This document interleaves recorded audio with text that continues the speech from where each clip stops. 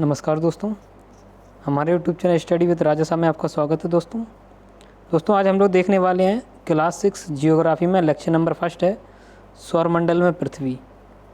NCERT book का chapter number first है सौरमंडल में पृथ्वी, और इसमें हम लोग 3 चीज़ों के बारे में पढ़ेंगे। नंबर 1 देखेंगे खगोलीय पिंड के बारे में, इसके अलावा तारे और ग्रह के बारे में पढ़ेंगे, और इसके अलावा सौरमंडल के बारे में पढ़ेंगे। सौरमंडल के अंतर्गत सारी चीज़ों को देखेंगे, जितने भी ग्रह होते हैं ग्रह के अंतर्गत देखेंगे, और इसके अलावा हम लोग सूर्य के बारे में पढ़ेंगे, चंद्रमा के बारे में पढ़ेंगे। इन सभी चीज़ों को हम लोग किस में डिस्कशन करने वाले हैं? सौरमंडल में पृथ्वी के अंतर्गत। ठीक है, देखिएगा आप कोई भी एग्जाम दीजिएगा, आप सीटेट एग्जाम दीजिएगा या फिर यूपीएससी का एग्जाम दीजिएगा, सारे एग्जामों में एनसीईआरटी के जो पैटर्न होते हैं क्लास 6, 7 और 8 ये बहुत ही महत्वपूर्ण रोल निभाते हैं, और इसकी सीरीज हम लोग चला रहे हैं। अभी तक हमने आपको पॉलिटिकल साइंस का लेक्चर नंबर 1 दे दिया है, इसके अलावा मैंने हिस्ट्री में लेक्चर नंबर 1 दे दिया है। आप जाके देख सकते हैं हमारे यूट्यूब प्लेलिस्ट में जाके, या फिर मैं डिस्क्रिप्शन में उनकी लिंक प्रोवाइड करा दूँगा। चलिए साथियों देखते हैं। नंबर 1 देखते हैं खगोलीय पिंड। खगोलीय पिंड क्या होते हैं साथियों? हम आकाश में अनगिनत चमकदार पिंडों को देख पाते हैं, जैसे कि सूर्य है, चंद्रमा है, तारे, ग्रह इत्यादि। इन पिंडों को खगोलीय पिंड कहते हैं साथियों। देखिए साथियों, जितने भी हम लोग चीज़ें देखते हैं, चमकदार चीज़ें देखते हैं रात के समय में, चाहे वो चंद्रमा हो, सूर्य हो, तारे हो, या ग्रह हो, उपग्रह हो, ये सारी जितनी भी चीज़ों को हम लोग देखते हैं, ये सारे किसके अंतर्गत आते हैं? ये सारे खगोलीय पिंड के अंतर्गत आते हैं साथियों। आगे देखते हैं तारा। तारे के बारे में देखते हैं। कुछ खगोलीय पिंड बहुत ही विशाल और गर्म होते हैं और गैसों से बने होते हैं। तारा क्या है? कुछ खगोलीय पिंड बहुत ही विशाल होते हैं और गर्म होते हैं और गैसों से बने होते हैं। इन खगोलीय पिंडों को अपनी ऊष्मा और प्रकाश होता है। जो खगोलीय पिंड होते हैं इनमें अपनी क्या होती है? इनमें अपनी ऊर्जा होती है, और क्या होता है? प्रकाश होता है। जो खगोलीय पिंड अपना प्रकाश और ऊष्मा क्या करते हैं? विसर्जित करता है। उसे क्या कहते हैं? उसे तारा कहते हैं साथियों। क्या कहते हैं साथियों? उसे तारा कहते हैं साथियों। सूर्य एक तारा है, क्योंकि अगर इसके उदाहरण की बात की जाए तो क्या है? एक सूर्य हो जाएगा। सूर्य के पास क्या है? सूर्य के पास खुद की ऊष्मा है तथा क्या है? प्रकाश भी है। तो क्या है? सूर्य एक क्या है? तारा है साथियों। ठीक है, तारे से आने वाली रोशनी कांपती हुई दिखती है। इसे तारों का टिमटिमाना कहते हैं। क्या करते हैं? जो तारों की जो रोशनी आती है वो कैसी दिखाई देती है? वो कांपती हुई हमको दिखाई देती है रात के समय में, और अगर दिन में भी देखें तो हमें कांपती हुई दिखाई देती है। तो इसे क्या कहते हैं? इसे तारों का टिमटिमाना कहते हैं साथियों। सूर्य हमसे काफ़ी नज़दीक है, इसलिए बहुत बड़ा दिखता है साथियों। अन्य तारे हमसे बहुत दूर हैं, इसलिए वे चमकदार बिंदुओं की तरह दिखाई देते हैं। रात के समय हमने देखा होगा, ठीक है, जो तारे होते हैं वो क्या है? बहुत दूर हैं, तो वे छोटे रूप में हमें दिखाई देते हैं। आपको तो पता ही होगा कि जब चीज़ें हमसे दूर जाती हैं तो वो छोटी नज़र आती हैं। कोई भी चीज़ है, आप मान के चलिए आपके अगर पास में होगी तो क्या है? वो बड़ी दिखाई देगी। अगर आपसे दूर होगी तो क्या? उतनी ही छोटी हमें दिखाई देगी साथियों। तारे केवल रात में दिखाई देगा। तारों की बात की जाए तो क्या है? वो केवल हमें क्या दिखाई दे? वो केवल रात में हमें दिखाई देते हैं साथियों। आगे देखते हैं। दिन के समय सूर्य की रोशनी के कारण तारे दिखाई नहीं देते। अगर दिन के समय आपसे क्वेश्चन पूछा जा सकता है कि तारे दिन में क्यों नहीं दिखाई देते, तो सूर्य की रोशनी के कारण क्या है? तारे हमको दिन में नहीं दिखाई देते। अब देखते हैं साथियों नक्षत्र मंडल। रात में जब आप गौर से आकाश में देखेंगे तो आपको लगेगा कि तारों के कुछ समूह अलग अलग पैटर्न बनाते हैं। जो तारे होते हैं उनके समूह क्या अलग अलग प्रकार से देखा, अलग अलग तरीके से चित्र बनाते हैं साथियों। ठीक है, तारों के ऐसे पैटर्न को नक्षत्र मंडल कहते हैं। क्या कहते हैं? इन जो तारों का जो पैटर्न होता है, बनाने के जो चित्र होते हैं, इनको क्या कहते हैं? नक्षत्र मंडल कहते हैं। नक्षत्र मंडल का एक उदाहरण है अर्सा मेजर। क्या है? अर्सा मेजर है, या बिग बियर कहते हैं। ठीक है, एक बिग बैंग थ्योरी होती है, वो भी इसी से संबंधित है साथियों। अर्सा माइनर या स्मॉल बियर एक दूसरा नक्षत्र मंडल है जो अर्सा मेजर जैसा दिखता है। ठीक है, जो अर्सा मेजर जैसा एक दूसरा नक्षत्र मंडल है, जिसे क्या कहते हैं? इसे अर्सा माइनर या स्मॉल बियर कहते हैं साथियों। लेकिन अगर इसकी बात की जाए तो लेकिन आकार में यह बहुत छोटा दिखाई देता है। अर्सा मेजर को हिंदी में सप्तऋषि तारा कहते हैं। ठीक है, जिसमें 7 तारों का समूह होता है, उसको ही सप्तऋषि कहते हैं। क्योंकि साथियों इस नक्षत्र मंडल में 7 मुख्य तारे हैं।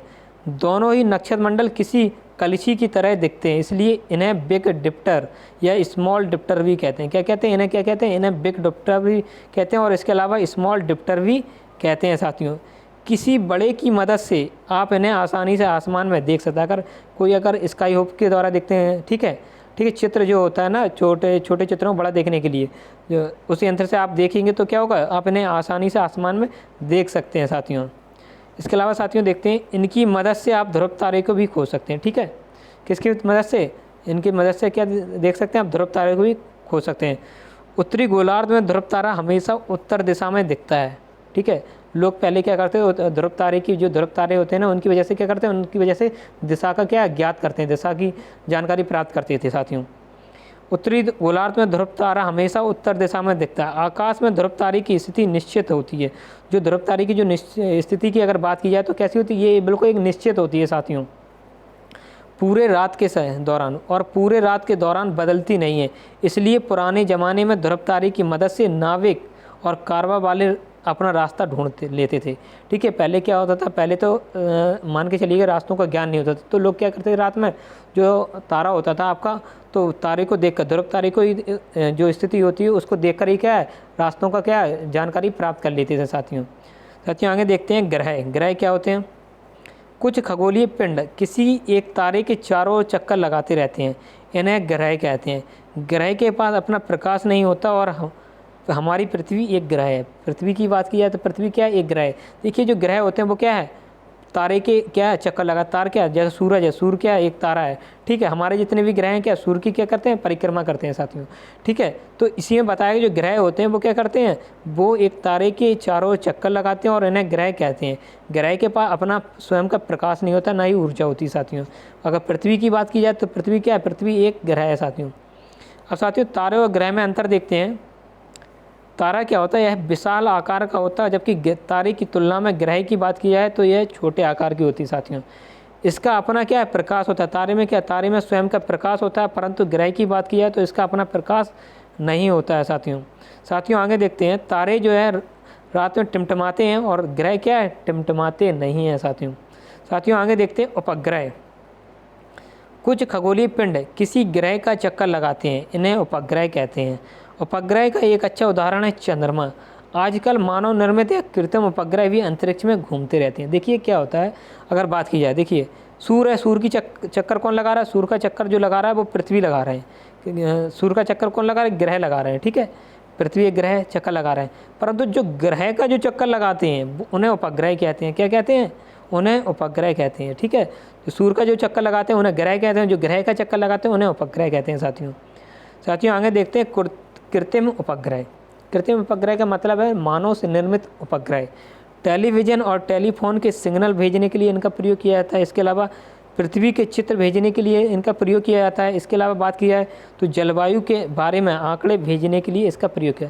कृत्रिम उपग्रह हैं जो आसमान में टांग दिए जाते हैं कई ऊंचाइयों पर ले जाकर, तो उनके द्वारा हम लोग क्या करते हैं, टेलीविज़न और टेलीफोन के क्या सिग्नल भेजने के हमें काम आता है। इसके अलावा पृथ्वी के चित्र भेजने का काम आता है, और अगर देखी जाए तो जलवायु के बारे में आंकड़े भेजने के लिए काम आते हैं साथियों। आगे देखते हैं, वैज्ञानिक इन आंकड़ों का इस्तेमाल करके मौसम की भविष्यवाणी करते हैं। इनके द्वारा क्या करते हैं, इन जो कृत्रिम उपग्रह होते हैं इनका उपयोग करके क्या करते हैं, वैज्ञानिक इन आंकड़ों का इस्तेमाल करके मौसम की भविष्यवाणी करते हैं साथियों। आगे देखते हैं सौरमंडल।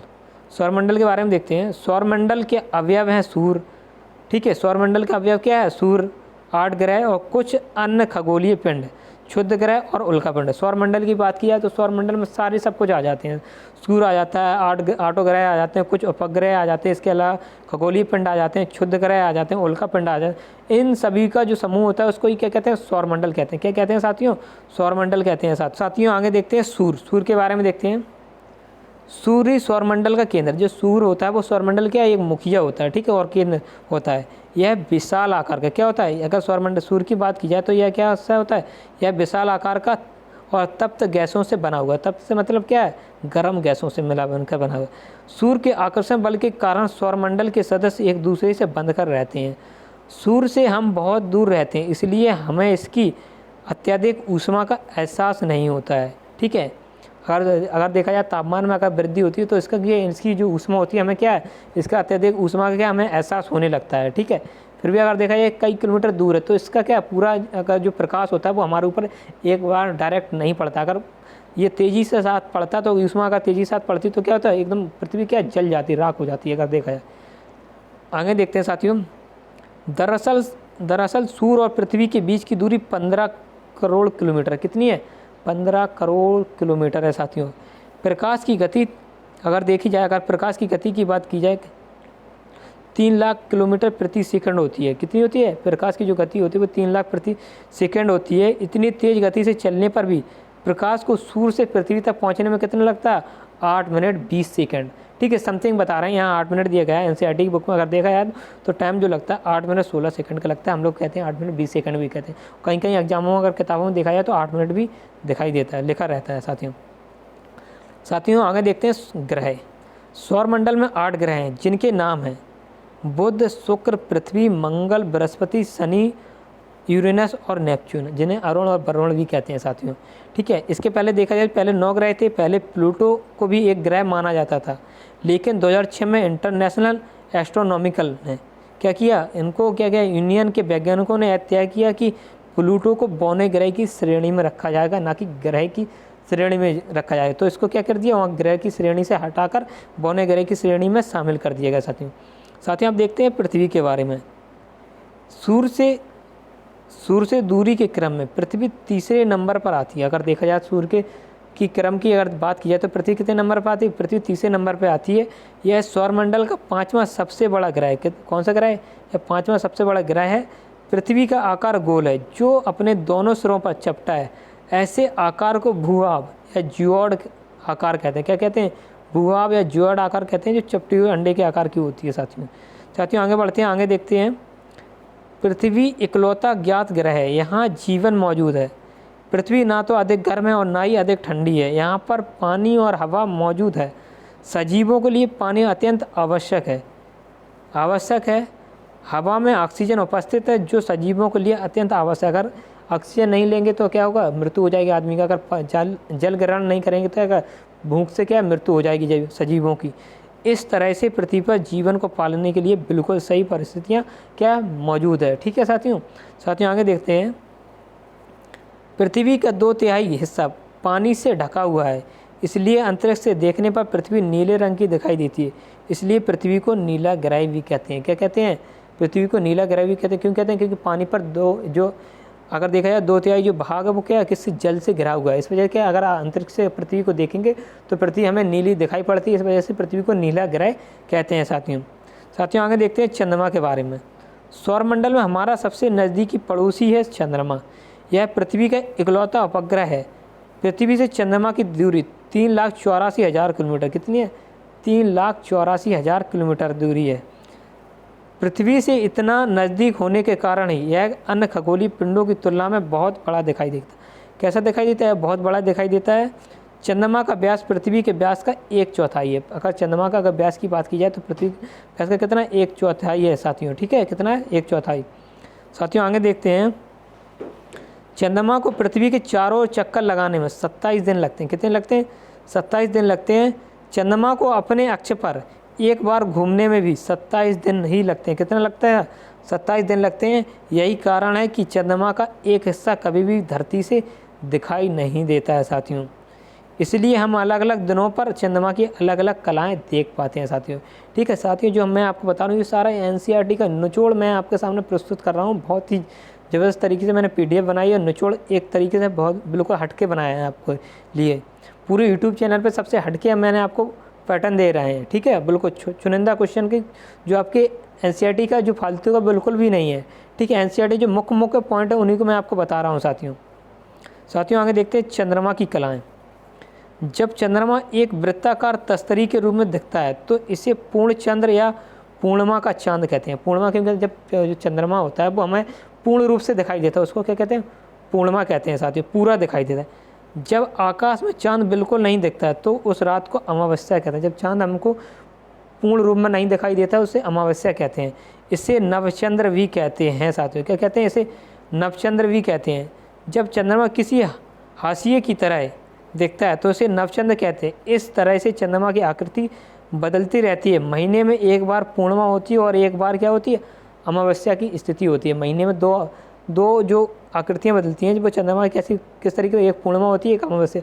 पूर्णिमा के दिन चंद्रमा हमें पूर्ण दिखाई देता है, अमावस्या के दिन हमें चंद्रमा पूर्ण नहीं दिखाई देता साथियों आगे देखते हैं। चंद्रमा की जलवायु बहुत ही कठोर है और जीवन के लिए अनुकूल नहीं है। चंद्रमा की सतह पर अनगिनत पहाड़ और गड्ढे हैं। चंद्रमा की अगर सतह पर देखा जाए तो क्या अनगिनत पहाड़ और गड्ढे हैं साथियों आगे देखते हैं। पूर्णिमा के चांद को गौर से देखने पर इन पहाड़ों और गड्ढों को देखा जा सकता है। साथियों आगे देखते हैं क्षुद्र ग्रह के बारे में। सूर्य के चारों असंख्य छोटे छोटे पिंड घूमते रहते हैं। ये पिंड मंगल और बृहस्पति की कक्षाओं के बीच है। देखिए साथियों, कई बार क्वेश्चन पूछा जा चुका है, जो क्षुद्र ग्रह की जो पट्टी पाई जाती है वो किन दो ग्रह के बीच पाई जाती है? वो मंगल और बृहस्पति के बीच के जो ग्रह हैं उनके बीच पाई जाती है। साथियों आगे देते हैं क्षुद्र ग्रह। इन्हें क्षुद्र ग्रह कहते हैं। वैज्ञानिकों का मानना है कि क्षुद्र ग्रह उन ग्रहों के टुकड़े हैं जो करोड़ों वर्ष पहले विस्फोट के कारण टूट गए थे। उनको ही क्या कहते हैं? क्षुद्र ग्रह कहते हैं। साथियों आप देखते हैं उल्कापिंड, उल्का और उल्कापिंड। सूर्य के चारों ओर घूमने वाले पत्थरों के छोटे छोटे टुकड़ों को उल्कापिंड कहते हैं। जो सूर्य को चारों छोटे छोटे चक्कर लगाते हैं ना, छोटे छोटे टुकड़ों में जो पत्थर होते हैं घूमते हैं, उन्हें क्या कहते हैं? उल्कापिंड कहते हैं। कई बार अगर देखा जाए तो कई बार ये धरती के वायुमंडल में प्रवेश कर जाते हैं। वायुमंडल में प्रवेश करते समय घर्षण के कारण इतनी ऊष्मा उत्पन्न होती है कि पत्थर के ये टुकड़े जलकर राख हो जाते हैं। ऐसे समय में ये आकाश से तेज़ी से गुजरने वाली एक चमकीली रेखा के रूप में नज़र आते हैं। इसे उल्कापिंड कहते हैं। ठीक है, कभी कभी साबुत उल्कापिंड भी पृथ्वी की सतह पर गिर जाता है। वैज्ञानिकों का मानना है कि उल्कापिंड गिरने से डायनासोर का अंत हो गया। आपसे क्वेश्चन पूछा जा सकता है कि डायनासोर का अंत किस तरीके से हुआ? तो जो उल्कापिंड गिरे हैं इनकी तरह से, इनकी वजह से क्या है? डायनासोर का क्या अंत हो गया। साथियों आगे देखते हैं आकाशगंगा। करोड़ों तारों के एक तंत्र को आकाशगंगा कहते हैं। हमारी आकाशगंगा का अंग्रेजी नाम मिल्की वे है। अगर हमारी जो आकाशगंगा है उसका नाम क्या है? मिल्की वे। रात में जब आसमान साफ होता है तो आपको एक तरफ से दूसरी तरफ जाती एक सफ़ेद चमकीली पट्टी दिखाई देगी। यह हमारी आकाशगंगा होती है। क्या होती है? यह हमारी मिल्की वे होती है। अब साथियों देखते हैं ब्रह्मांड के बारे में। हमारा ब्रह्मांड करोड़ों आकाशगंगाओं से मिलकर बना है। यह इतना विशाल है कि वैज्ञानिक अब तक ब्रह्मांड के आकार का सही अनुमान नहीं लगा पाए। अगर ब्रह्मांड के आकार की बात की जाए तो जो वैज्ञानिक हैं उन्होंने अभी तक ब्रह्मांड के आकार की क्या जानकारी सही पता नहीं लगा, क्योंकि वो बहुत ही विशाल है, बहुत ही बड़ा है साथियों। ठीक है साथियों, अभी के लिए इतना ही। लेक्चर नंबर 1 होता है एनसीईआरटी जियोग्राफी में चैप्टर नंबर 1 सौरमंडल पृथ्वी। जितने भी साथी हमारे चैनल से नए जुड़े हैं तो प्लीज़ चैनल को सब्सक्राइब कर लीजिएगा तथा शेयर भी कर दीजिएगा, जिससे और भी नए साथी हमारे चैनल से जुड़ सकें।